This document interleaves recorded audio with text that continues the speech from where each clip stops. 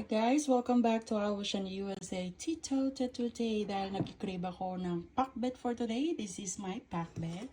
That is okra, jalapeno, tomatoes, onion, and ginger. Galing sa fridge. And of course, diba kung lagyan din natin ng konting mantika.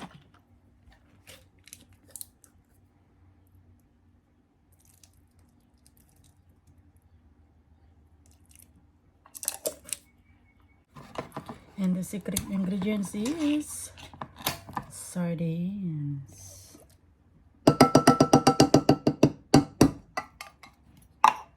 Kailangan nating lutuin sa labas dahil ayaw natin na magkaamoy sa loob. This is how we do it. And there you go. On to the fire. La da da da da da da. Diba? Kilash, right? That's right. It's mine. Oh, wow. It smells good. Oh my God. It's so yummy. Kasi idiniinan ko bakit kalkag na lang kasi. Oh. Una yan. Mabisina ko. Ang kakapsap. Mga anak ko. Nagimaskan mayang.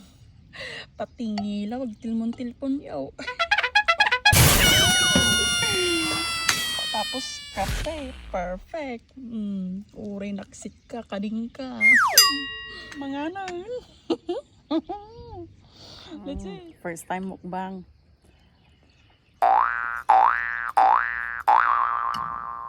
Apaw. Nagimas. Yung anghang ng jalapeno, ang sarap. Oh my God. Thank you, Lord.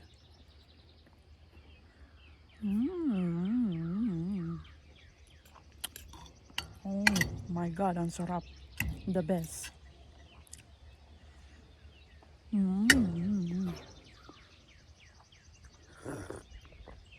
Perfect. Perfect. Thank you, Lord. Nakarama naman yung pakbitin.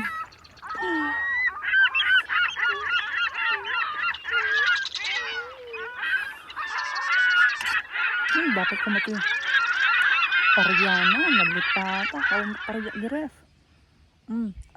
Subong kayo.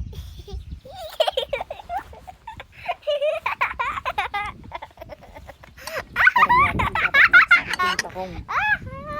Ato'y okra, 1 year i-giref. Na nalagip ko lang kasi dagaminti nagpost, may nagpost sa FB na nagluto ng pakbet. Nag-crave ako, nagkatay-katay ako.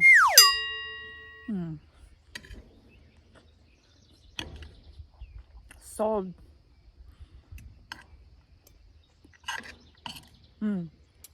Pakatayin kayo mo ta.